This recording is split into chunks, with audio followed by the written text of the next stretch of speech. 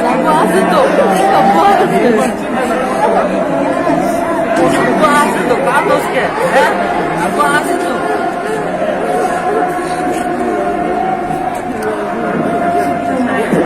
Ada apa asal? Carlos ke?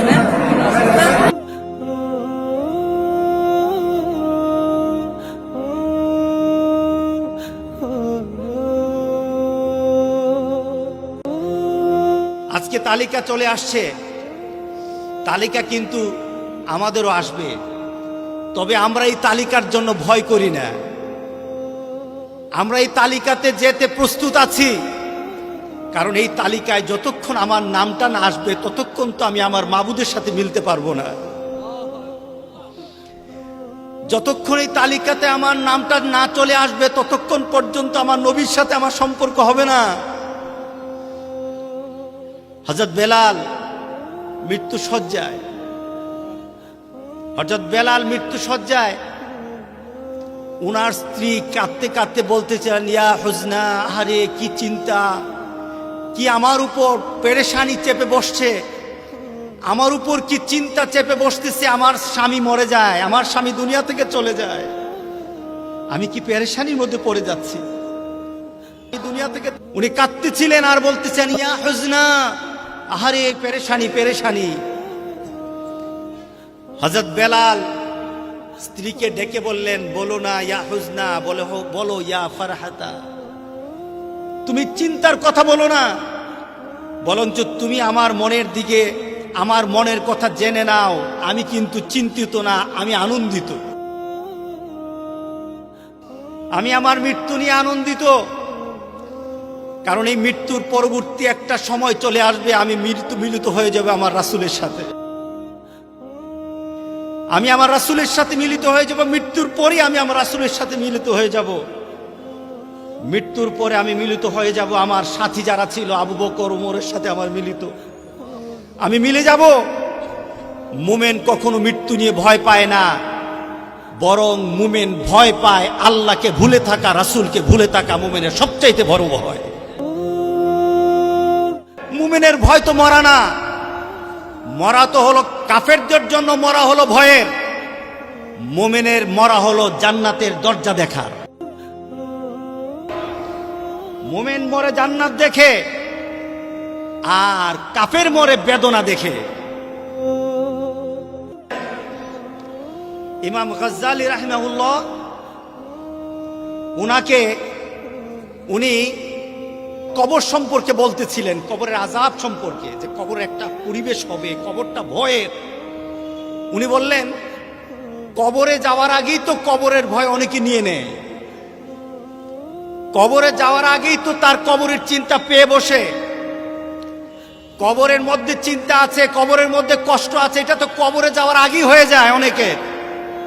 আবার অনেকে কবরে যাওয়ার আগেই তার আখিরাতের সুখ স্বাচ্ছন্দ্য, আখিরাতের মজা, আখিরাতের সবচাইতে ভালো পরিবেশটা সে দেখে দেখে মরতে থাকে। উনি বলতেছিলেন, একটা শব্দ আমাদের মধ্যে একটা বহুল পরিচিত আছে, আমরা জানি কবরে গেলে আমাদের কষ্ট হয়, কবরে যাওয়াটা কষ্টের হয়ে যায়। উনি বললেন, তাদের জন্য কবরের কষ্ট তো দুনিয়া থেকেই পেয়ে নেয়, দুনিয়া থেকেই তারা আরম্ভ করে দেয়। যখন সে মৃত্যু শয্যায় চলে যায়, তখন পৃথিবীর, তার সম্পদ, তার সন্তান, তার পরিবার, তার ক্ষমতা, দুনিয়ার প্রতি তার ভালোবাসা এমনভাবে সে ছড়িয়ে ছিটিয়ে দেয় দুনিয়াতে। মৃত্যুর সময় তার ভালোবাসা গোটা পৃথিবীর মধ্যে ছড়িয়ে থাকে, গোটা পৃথিবীর মধ্যে তার ভালোবাসা ছড়িয়ে থাকে। তার ভালোবাসা চলে যায় তার বাড়ির মধ্যে, তার ভালোবাসা চলে যায় তার ব্যবসার মধ্যে, তার ভালোবাসা চলে যায় মানুষের কাছে, তার ভালোবাসা চলে যায় তার দুনিয়ার সম্পদের সাথে। দুনিয়া থেকে যখন চলে যায়, ভালোবাসা তো তার সম্পদের সাথে ফিট হয়ে আছে, পারে নাই। যার সাথে ভালোবাসা সেখান পর্যন্ত চলে যাবে, তার সাথে ভালোবাসা করতে পারে নাই, মাবুদের সাথে ভালোবাসা সৃষ্টি করতে পারে নাই, রাসূলের সাথে ভালোবাসা করতে পারে নাই, দ্বীনের সাথে সম্পর্ক করতে পারে নাই। সে যখন দুনিয়া থেকে চলে যায়, ভালোবাসা একদিক, সে চলে যায় আরেক দিক। তখন টানা পড়া, তখন তার ভালোবাসার দিকে তার দৃষ্টি পড়তে থাকে, তার বাড়ির দিকে পড়ে, তার সন্তানের দিকে পড়ে, তার স্ত্রীর দিকে পড়ে, তার পরিবার পরিজনের দিকে তাকে পড়ে, তার কর্মীদের দিকে পড়ে, তার মুরিদের দিকে পড়ে। তখন সে আশ্চর্য হয়ে যায়, সে ব্যথিত হয়, এগুলি ফেলে আমি কোথায় যাব, এগুলি ফেলে কোথায় যাব? তখন তার মধ্যে একটা যন্ত্রণা আরম্ভ হয়ে যায়। যেমন আপনার থেকে কোনো জিনিস হারিয়ে যায়, আপনার টাকা হারিয়ে গেল, সম্পদ হারিয়ে গেল, আপনার বাবা, আপনার আত্মীয় স্বজন যখন হারিয়ে যায়, আপনার কষ্ট লাগে কি না? টাকা হারালে কষ্ট লাগে না? পেছনে কারণটা কি? টাকার প্রতি ভালোবাসা আছে, সম্পদের প্রতি ভালোবাসা আছে। এর জন্য আপনার সম্পদ কি হয়? আপনার অন্তরে কি হয়? যন্ত্রণা হয়। তিনি বলতেছেন যে কবরের আযাব বলতে কিছু নাই। আমি মনে করি কবরের আযাব তো তারাই নিয়ে মরে যারা তাদের ভালোবাসাকে দুনিয়ার মধ্যে রেখে তারা দুনিয়া থেকে যায়, তারাই তো কবরের আযাব নিয়ে মরতে থাকে। আর যারা মাবুদের ভালোবাসা নিতে নিতে মরে, যারা মাবুদের ভালোবাসা, রাসূলের ভালোবাসা, দ্বীনের ভালোবাসা নিয়ে তারা দুনিয়া থেকে যায়, তারা তো সম্পদের দিকে তাকায় না, তারা তো মাবুদের দিকে তাকায়। তারা তো মরার আগেই দেখে নেয় আমার জান্নাতটা তো আমার সামনে ঝুলছে।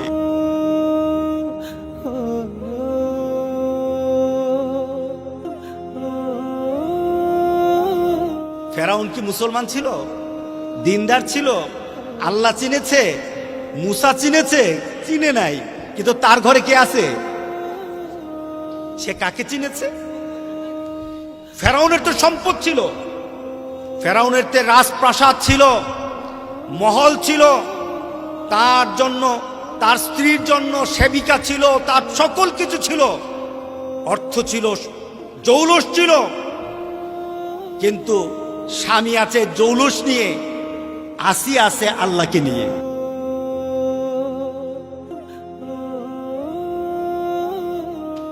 ফেরাউন তার স্ত্রীকে বলল, আমাকে মেনে নাও, আমি তো গোটা পৃথিবীর জন্য রব দাবি করি। আনা রাব্বুকুমুল আ'লা, আমি আমার নীতি তোমার মধ্যে আমি চালু করতে চাই, তুমি আমার স্ত্রী, আমাকে মেনে নাও। আমি আমার নীতি আমার পরিবারে চালু করব, আমি যা বলি সেইভাবে চলতে হবে। আমি সমাজে আমার নীতিকে চালাতে চাই, আমি আমার রাষ্ট্রে আমার নীতি চালাবো। আনা রাব্বুকুমুল আ'লা। দেখুন তো, সে দাবি করলো আনা রাব্বুকুমুল আ'লা, কিন্তু মরার সময় সে দেখে আনা রাব্বুকুমুল আ'লা তো আমি হতে পারি নাই। আমি তো যে দাবি করছি, দাবি নিয়ে যখন আমি মরবো, সামনে তো আমার জন্য কোনো এমন কোনো পরিবেশ নাই, সেখানে এমন রবকে দেখতেছি, এমন অবস্থা দেখতেছি, আমার তো বাঁচার উপায় নাই। আমি তো আলা দাবি করেছি, আমি শ্রেষ্ঠ দাবি করেছি, শ্রেষ্ঠত্ব দাবি করেছি, আসলে আমার তো ক্ষমতা নেই। মরার সময় বলে, আমি ঈমান আনলাম, আমানতু বিরব্বি মূসা ওয়া হারুন। ফেরাউন কার উপর ঈমান আনছিল? কিন্তু সে দাবি করছিল কি?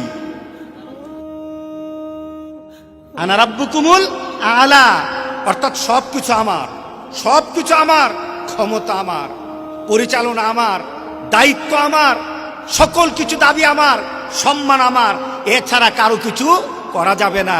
কিন্তু মরার সময় বলল কি? আমানতু বিরব্বি মূসা ওয়া হারুন। তুমি দুনিয়াতে তুমি অনেক কিছু চিন্তা করতে পারবা, দাবি করতে পারবা, দুনিয়াতে তুমি অনেক কিছু হাতের মধ্যে নিতে পারবা, তোমার পরিবারের মধ্যে অনেক কিছু তুমি চালু করতে পারবা। আল্লাহর কসম, মরার সময় টের পাবা ফেরাউনের মতো সামনে তোমার জন্য কি আছে। দাবি করা যায়, দাবি করা যাবে, কিন্তু মরার সময় টের পাওয়া যাবে। কিন্তু আসিয়া দেখুন, ফেরাউনের ঘরই আসিয়া, তে মরার সময় কি দেখে? উনি মরার সময় কি দেখে? জান্নাত দেখে না, উনি আল্লাহর সাথে কথা বলছে, মরার সময় কথা বলে, আর আল্লাহকে দাবি করে বলে, আল্লাহ তুমি আমার জন্য কি কি করতে হবে, তুমি আমার রুচি অনুযায়ী তুমি আমাকে জান্নাতটা সাজায় দাও।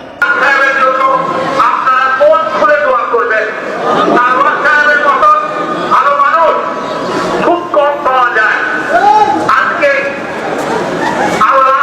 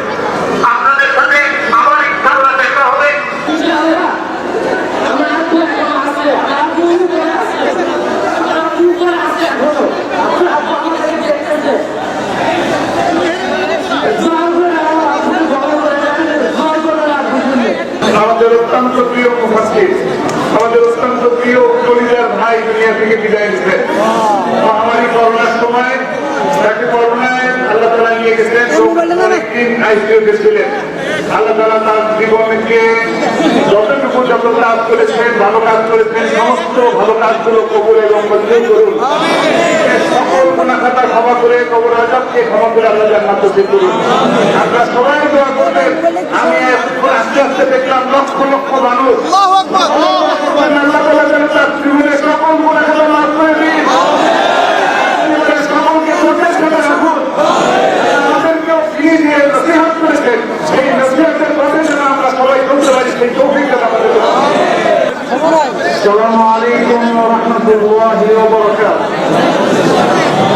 গোলাম সরোয়ার সাঈদী আমার পুত্রা, আমার খুব প্রিয় পুত্রা, এবং এই দরবারে আল্লাহর মেহরবানিতে আমি যতদূর লক্ষ্য করেছি ইসলাম যদি কোনো বিদআত অনুষ্ঠিত হয় না, সুন্নাহ অনুযায়ী তারা পরিচালনা করেছেন।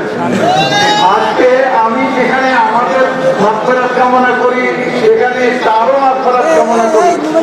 কারণ ইসলামের নীতি হইল আল্লাহ মাফ করলে হাইয়েনা ও মাইয়েতেনা, আমাদের জীবিতদের আগে মাফ করেন এবং মৃতদেরও মাফ করেন।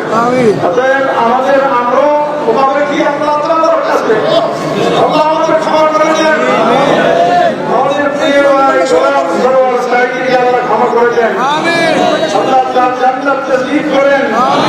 আল্লাহ তার সন্তান সন্ততি পরিবার পরিজনকে সহ্য করার তৌফিক দান করেন। আল্লাহ এই দরবারের হেফাজত আল্লাহ পালন করেন। হযরত বেলাল স্ত্রীকে ডেকে বললেন, বলো না ইয়া হুজনা, বলো ইয়া ফারহাতা। তুমি চিন্তার কথা বলো না, বরঞ্চ তুমি আমার মনের দিকে, আমার মনের কথা জেনে নাও। আমি কিন্তু চিন্তিত না, আমি আনন্দিত।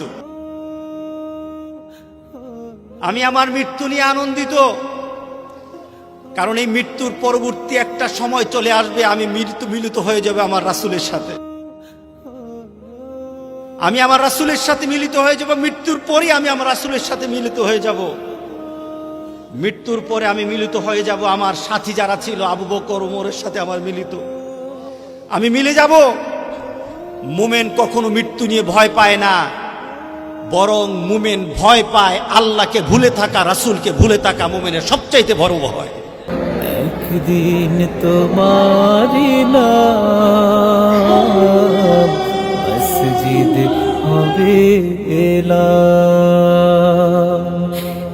একদিন তোমারি নাম মসজিদ হবে এলাম। তৈরি থেকো, তৈরি রেখো কবরের মাল সামান, একদিন তোমারি নাম মসজিদ হবে এলাম।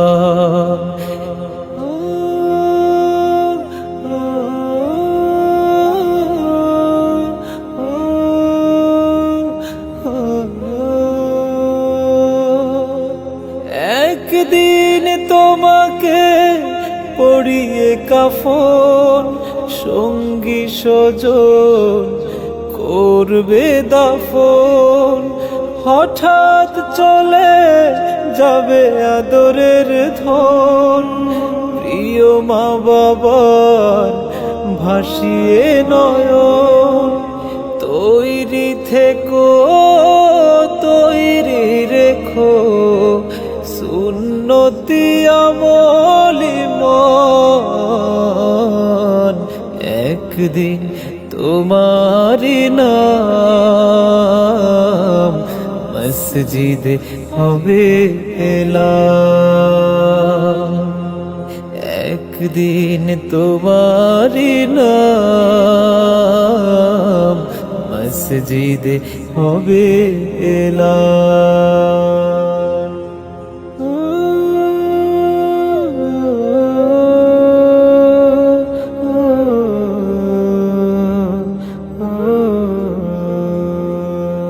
নামে সমন জারি হলে করবে আটক, বন্ধ হয়ে যাবে জীবন নাটক।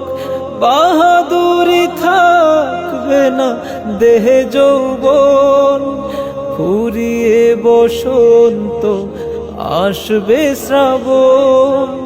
তৈরি থেকো, তৈরি রেখো কোরআনী জীবন বিধান,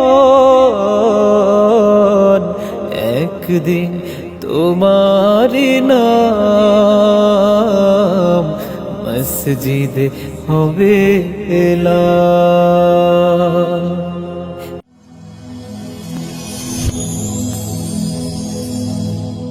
Rose TV 24. Enjoy by listening to the Holy Quran.